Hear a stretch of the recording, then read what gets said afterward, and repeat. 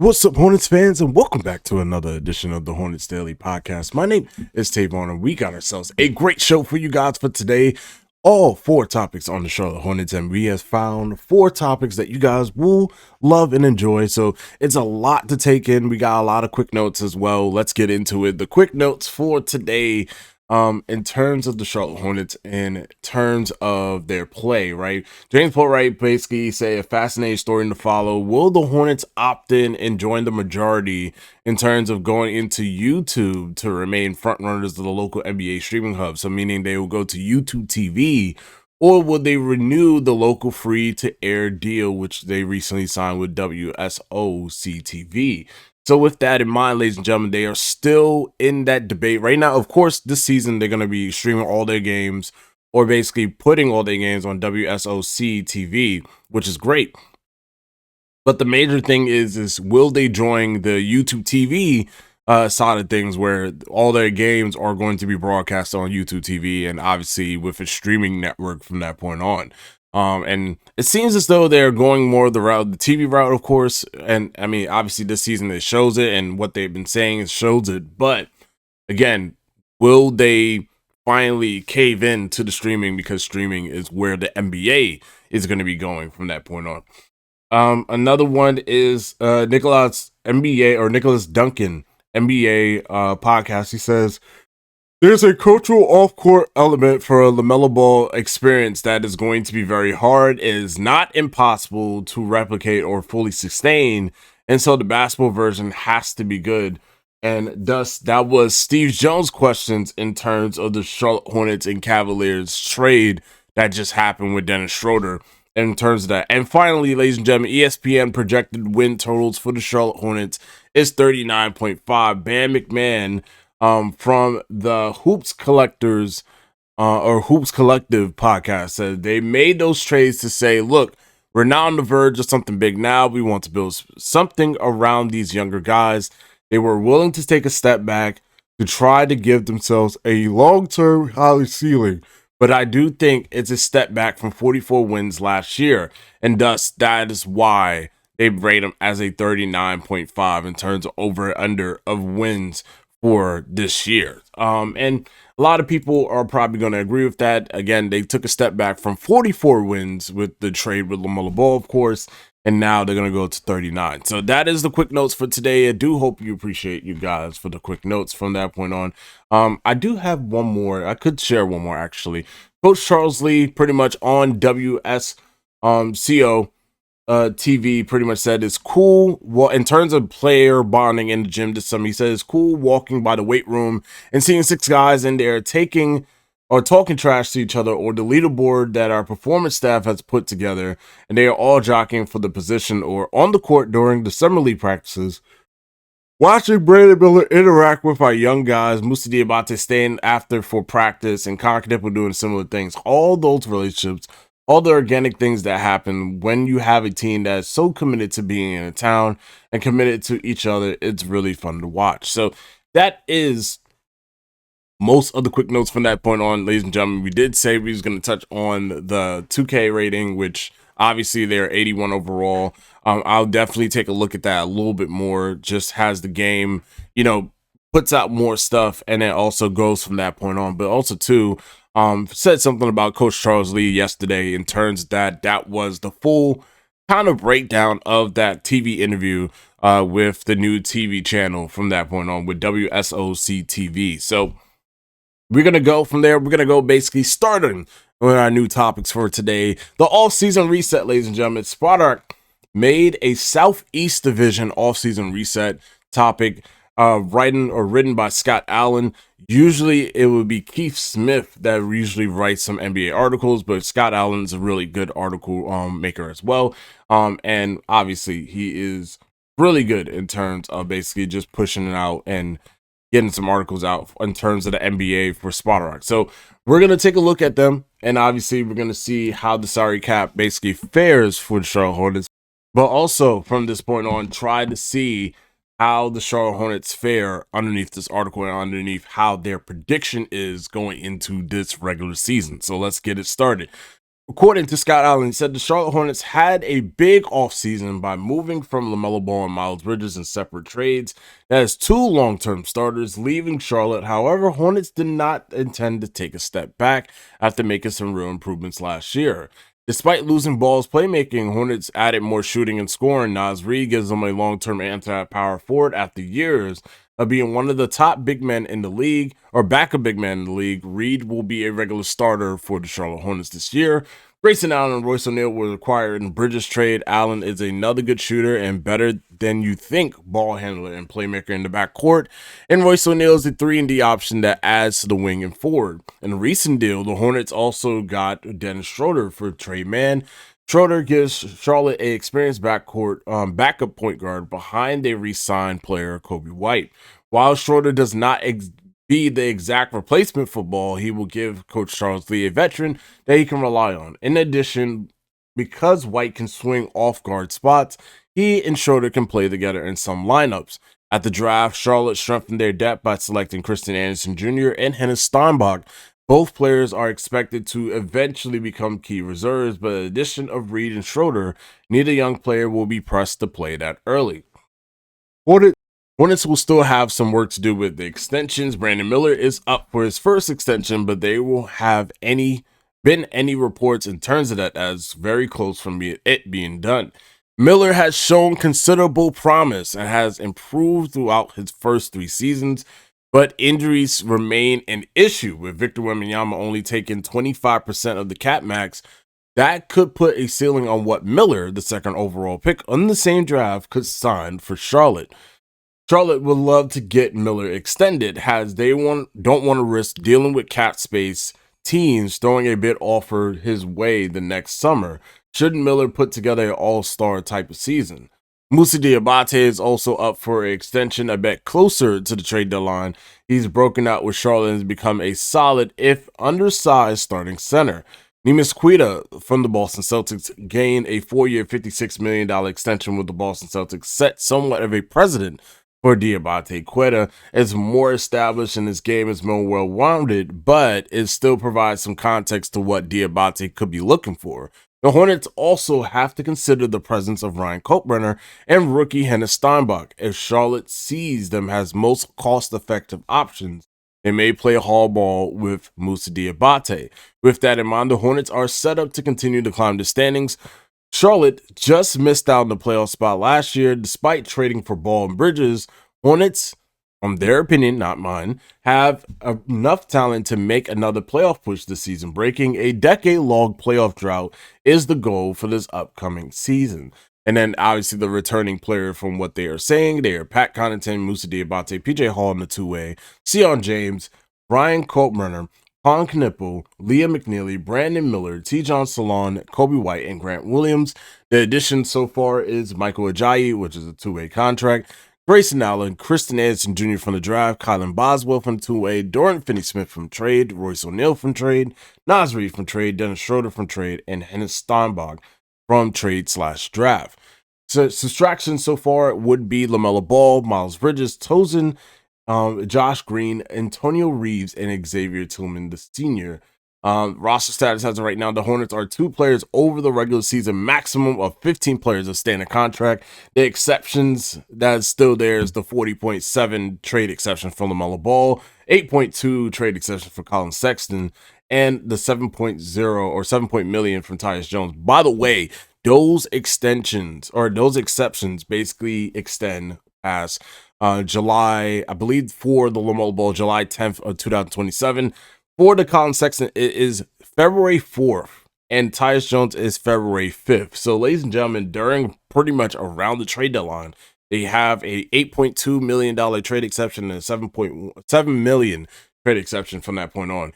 And to be honest with you, I'm pretty sure they're going to try to use some of it, right? They're going to try to use most of it during their trade deadline, which makes me believe that somebody's going to get extended or somebody's going to get traded eventually.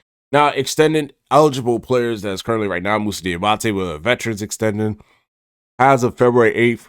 Brandon Miller currently right now with a rookie scale extension that is still there. Royce O'Neal, who can get a veteran extension, and then also Grant Williams, who is eligible for extension, which I'm pretty sure they are not going to extend him whatsoever. Now, the Charlotte Hornets are $20.7 million under the luxury tax and $28.8 million underneath the first apron. So that means they are literally chilling at that spot of 30, close to damn near $30 million underneath the first apron. They don't have to worry about basically going over a single cent, pretty much going over the apron at this point of time. And they're doing a good job basically, clearing up the cap and making sure that they make some flexible moves for themselves to basically stay underneath that first apron cap. Because again, if you get to that second apron, it is all hell to pay from that point on. Or even if you even touch the third apron, it is all hell to pay. So you don't want that whatsoever. You got to be sure and be mindful of how you're taking care of your money. And then obviously we're doing a great job in terms of that. Brandon Miller rookie extension is going to cost a lot of some money, but it's not going to get us under. The problem is pretty much adding on to pieces and making sure what pieces to add on for the right contract at the right time. And that's where Jeff Peterson's job gets a little bit more difficult during this time, considering all the draft picks that they have. Now, they didn't include the draft picks, but they did include the salary cap. Draft picks is basically a treasure trove of picks going on to 2033s, ladies and gentlemen. So again, with all that flexibility, all that money, it is still a lot of draft picks to basically be used on and potentially some people to buy in from this point on. Now, obviously, with Miami, they have Giannis and everything. For Orlando Magic, in terms of the deal, they didn't really make a lot of moves from that point on. The only two subtractions so far would be Jet Howard and Moritz Wagner for them. For Washington, obviously, they let go of some people, but they pretty much gained a bunch of people, especially including Trae Young, Anthony Davis, and the rest of the guys, but also add Chris Middleton, AJ DeBonta, DeAndre Ayton, and a couple other players. And then finally, for the last team, Atlanta Hawks, if you guys didn't know, added Lou Dort, Zuby Ejiofor from the draft, Kingston Flemings, Ryan Nembhard, which is the brother of Andrew Nembhard, and Aaron Wiggins, Henry Vassar from a trade during draft night, and Devin Carter, the Sacramento Kings backup guard during that time, and still adding the still core player. They lost out, though, on Jonathan Kuminga, Zachary Richard, which they traded to Dallas, Gabe Vincent, and Keaton Wallace, of course, which they are not going to miss whatsoever. So they have flexibility. They are literally $11.3 million underneath the first apron. They are safe as of right now. They are chilling as things go. Miami is 10.8 underneath. And right now, Orlando Magic are currently $2.5 million under the second apron, which is putting a big tax on them as of right now to try to make sure that they, keep all these players. It's a financial tough to support another extension of Anthony Black right now, which is coming up for them very soon. So they got to be very careful about that. And Washington right now is 19.5 underneath the second apron. So that's just how the Southeast Division go. Again, Charlotte has been doing a great job managing some money. Let me know in the comment section how you guys feel about Charlotte money situation has right now in terms of salary cap. How do you feel about their pretty much additions and subtractions, and then pretty much where they at right now in terms of draft picks? Do you feel this is the right move for Charlotte to continue on and basically use their trade exceptions during the trade deadline and then try to see what they can get out of it, but also make that major question? Do you want to keep Moussa Diabate? Do you want to extend Brandon Miller before he pops off? If he does pop off, do you pay him the max at that point? That's a lot of questions to basically ask a team at this point of time, regardless of not if they're chilling in terms of not using so much of that money. They are in a very, very tough situation in terms of basically what to give their rookie during that time, or now their third-year player in Brandon Miller in sense, but also making sure that they have to make some big decisions on other players like Moussa Diabate and Tayvon Salon when it's come to that time. Ladies and gentlemen, let me know in the comment section how you feel about that article from that point on. I'm going to go to topic number 2 for today. That is Sion James saying that we trust Jeff Peterson in the front office. And now, this was a podcast written by Not B Pod.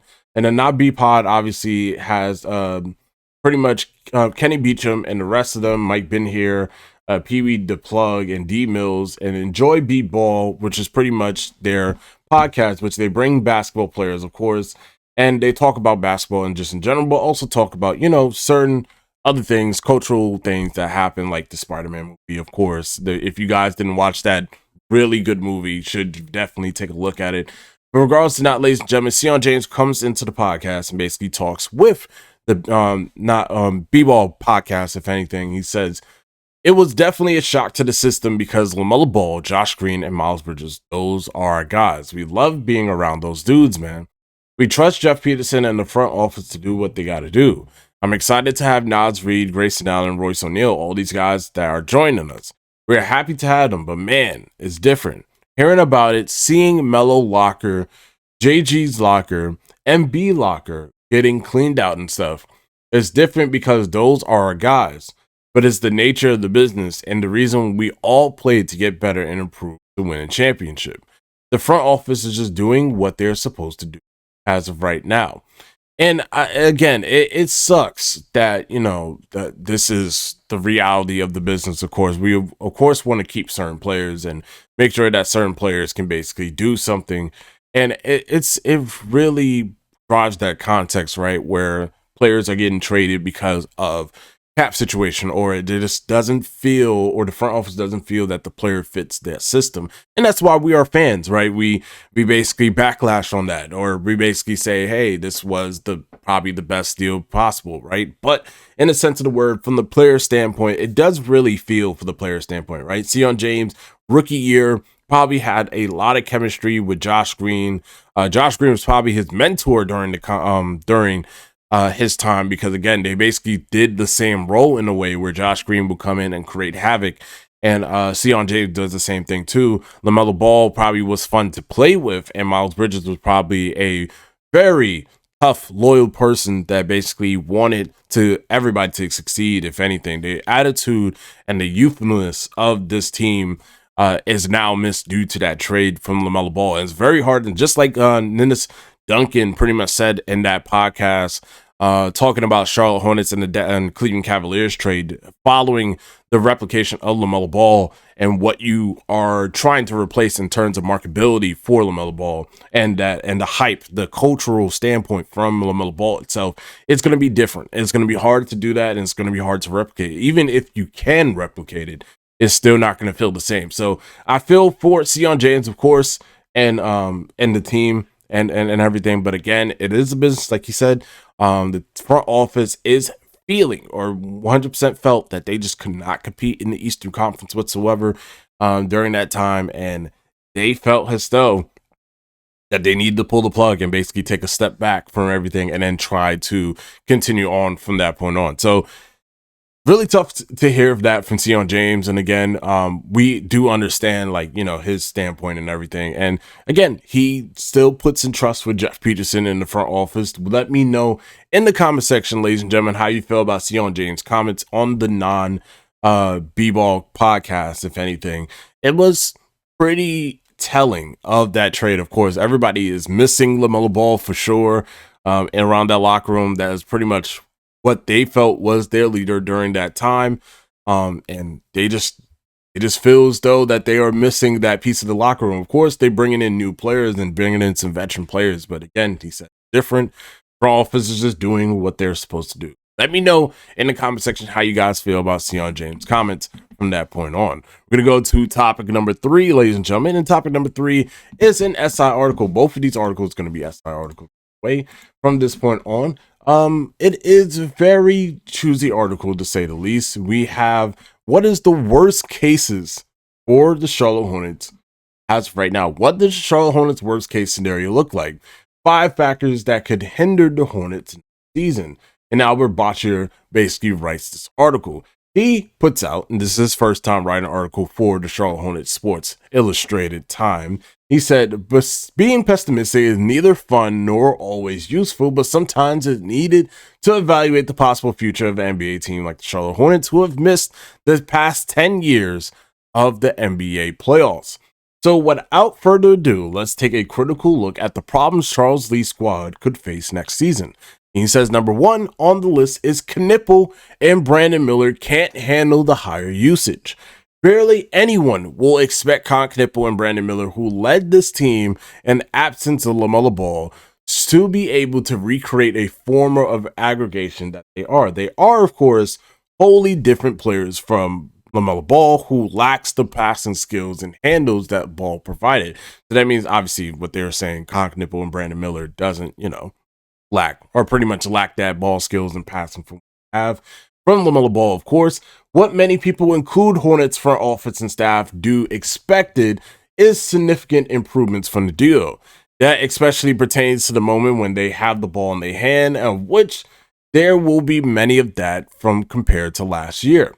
According to Data Baller, last season, LaMelo Ball had the ball in his hand 42% of the time when he was on the court, and the Hornets had possession of one of the highest marks in the NBA. Miller came in at 20.8, Knipple trails even further behind with 13.5.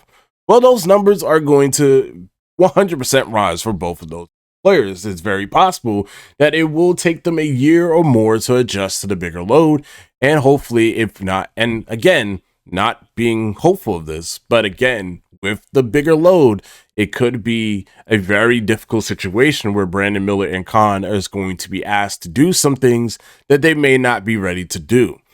Now, the rookies. Gotta talk about the rookies. Number 2 on the list is the rookies cannot contribute. The Hornets faithful should know not to read it too much into Summer League performances. Obviously, Victor Wembanyama went 2 of 13 in the field against Charlotte in his first ever Summer League game, but it's also fair to take something from those games.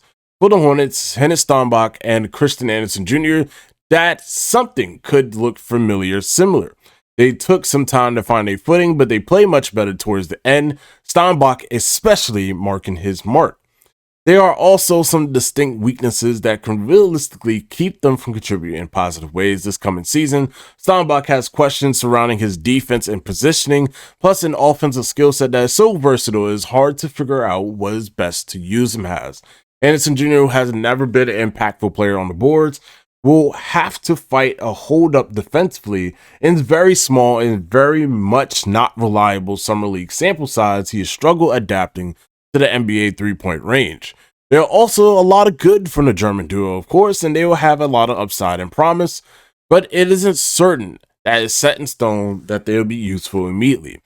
Last one, or I think this is the last one. No, it's 5. Okay, so this is going to be the third one right here. Third one is Coby White isn't good enough of an initiator for this offense. Even if you believe that Knipple and Brandon Miller making significant self-creation jumps, offensively, they certainly won't turn the primary table setters overnight. Dennis Schroeder will help to extend, but he will be no ball handling whiz at this stage of his career. The biggest burden falls on Coby White, who will replace LaMelo Ball as the starting point guard for the Charlotte Hornets this season. The 26-year-old has handled bigger loads before, both has a starter during his Chicago days, and has a backup guard for the Hornets since coming over from the trade recently last year with the Colin Sexton trade. His passing and assist numbers has always been fine, and when watching him play, you often see him compete passes that would be fitting for someone who averages 6 or more assists. But alas, White has never been close to reaching that mark over the course of a whole season, even though he has been considerable amount of offense, definitely not defense, or talent around him in Chicago. For the Hornets offense to work well again next season, their flashes of great passing needs to become consistent because their driving ability is definitely there. Despite only playing 25 minutes per game last season, White averaged 11.5 drives and 6.2 points per drive on a solidified efficiency of 51.9% from the field. So he can definitely become an initiator. He just got to basically do it and have more minutes doing that, in which Coby White will do that as a starting point guard, I feel, in my opinion. Now I'm going to go to the fourth topic of what Albert is basically saying out there in the report. He says Charlotte end of bench youngsters stagnate. And that's going to be another worst case scenario because, again, with Tayvon, Liam, and Ryan Coburn and Sion James, who are basically coming off of their sophomore and now junior seasons, with Tayvon being his junior at this time, or pretty much going close to pretty much his senior season, technically, because this is very close to his 4th year, if anything. We have talked about the rookies already in this article, so it's important to bring the younger players in the picture who haven't already played 1 or more seasons for the Hornets. That would be Liam, Tayvon, Ryan Coburn, and Sion James, all of them whom have shown promise but have revealed some stark weakness throughout their young careers. For Kalkbrenner and James, it's safe to say they are end of rotation NBA players. They proved that last season over a large enough sample size, but it's also clear, both of them, by their play last season and summer league performances, that they aren't exactly primed for bigger roles anytime soon. Kalkbrenner can only be relied on in certain matchups, and even then, he has ways to go becoming a rim protector and screen setter. James, despite the Hornets' best efforts to develop that part of the game, has shown that he can handle the ball efficiently at the NBA level, and his three-point shooting is still in a question, despite shooting 35%, which is a little bit below average, which is okay. It's still league average at this point of time. It's still underneath league average, but it's not too much underneath. So still pretty good mark in terms of a rookie coming into the NBA. That brings us to McNeely and Salon. The latter is physically ready to play basketball in the NBA without having to prove that they can process the game fast enough so far. McNeely, on the other hand, looks more technically polished prospect in this year's summer league, but is his body ready to hold up against NBA level wings? The point is that none of these players are primed to make a jump in minutes or output this year. Apart from that, possibly Liam McNeely, who was so unimportant last season, has to make a jump that wouldn't do much at this point. And for number 5, he put Naz Reid is only a great six man. Now, a lot of people in the comments from previous videos from before has pretty much said that Naz Reid does not amount to much. He is not going to be a player that is going to basically be a starting caliber player and remain to be a six man for the T-Wolves, and will not basically amount to anything for the Charlotte Hornets during this time, right? And this is some people in the comment section. Some people are disagreeing with that and saying that, hey, Naz Reid is going to be a starter for the Charlotte Hornets team. He's going to improve his stats and basically be really good.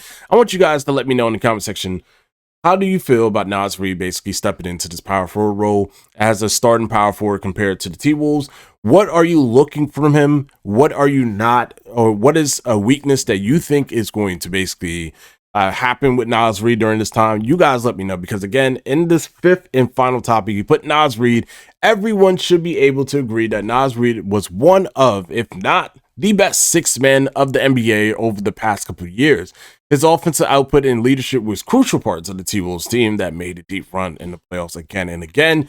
And for someone who only played as many minutes as a starter, you might ask yourself, what will change for Reid if that playing time simply comes at a different time in the game?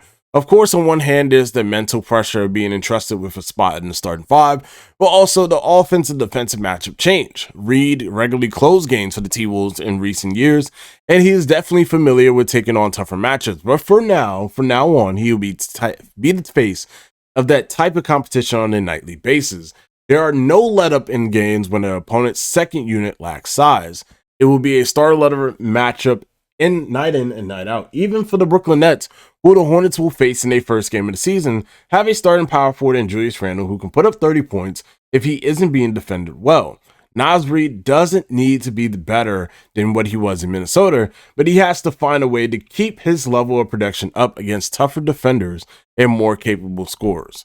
And that is the Hornets article from SI from Albert Boscher, who talks about the 5 things. Let me know and rank your top 5 worst case scenario for the Charlotte Hornets. Number 1, of course, was Con Knipple and Brandon Miller can't handle usage. Number 2, rookies can't contribute. Number 3 was Kobe White not being initiated. Number 4 was the youngsters being stagnant during this time. And number 5 was Naz Reid as a great six man.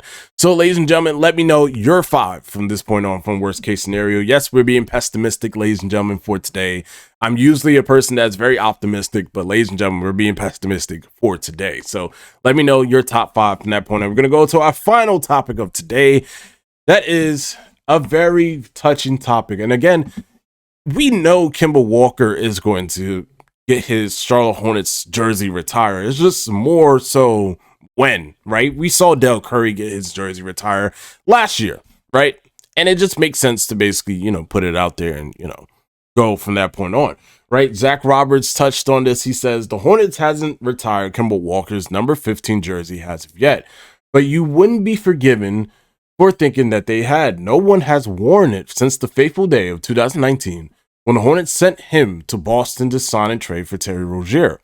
They have not had too many jerseys to retire. In all honesty, this isn't an illustrious franchise rich with elite players.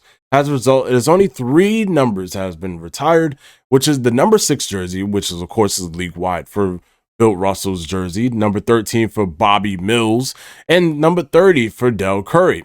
And with all due respect, Walker's status in the Hornets Bobcats history has been significantly more notable than the other 2 players that's out there via Bobby Mills and Del Curry.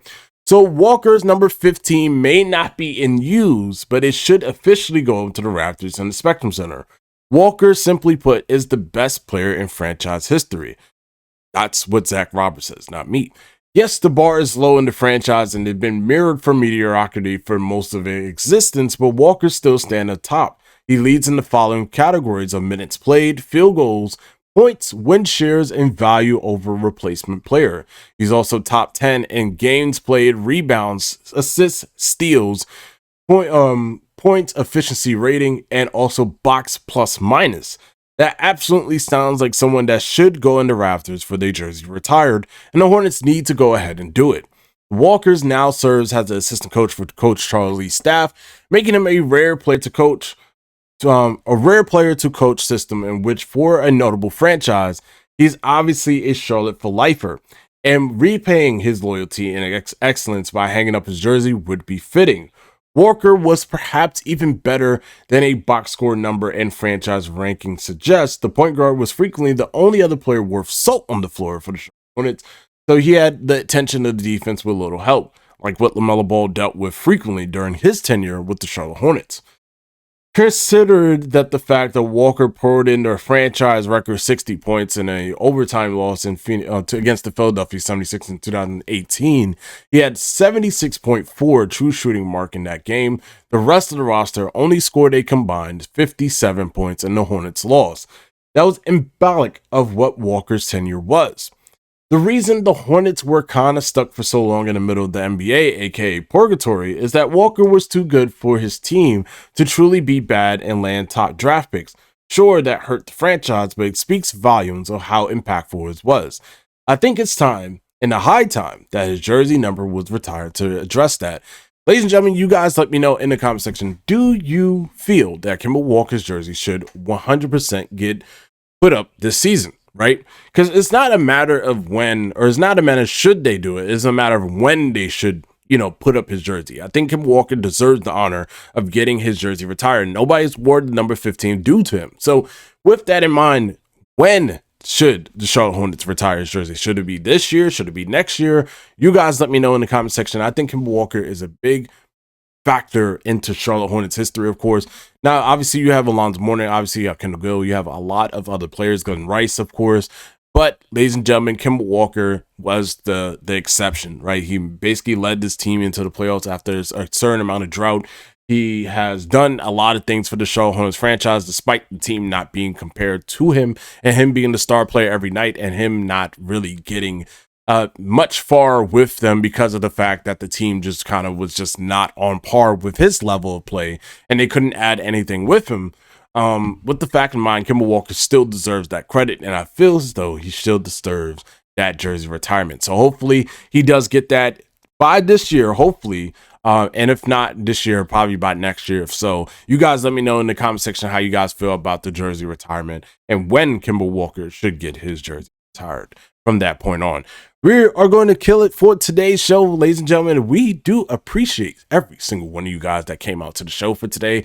And as always, make sure you go into that comment section and make sure that you placed in what your favorite topic is for today's show and what do you feel about the certain topics from that point on. Remember, I ask a question of every single topic. Make sure that you get down there and let me know your thoughts about the Charlotte Hornets from that point on. Make sure you subscribe. We are hitting, I believe we are very close to hitting that 1.2K.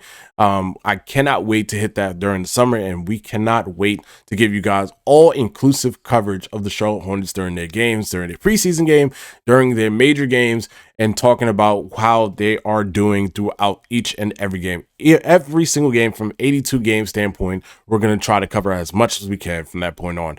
And as always, ladies and gentlemen, if you are subscribed to the channel and you did not hit that notification bell, make sure you do. We usually put out a video around 11 to 11:30 a.m. Eastern time from that point on. And you guys can check it out each and every day, as we usually post almost each and every day. And as always, from the Hornets Daily Podcast, my name is Tayvon. You guys have a great, wonderful day from the Hornets Daily Podcast. Peace out, everybody.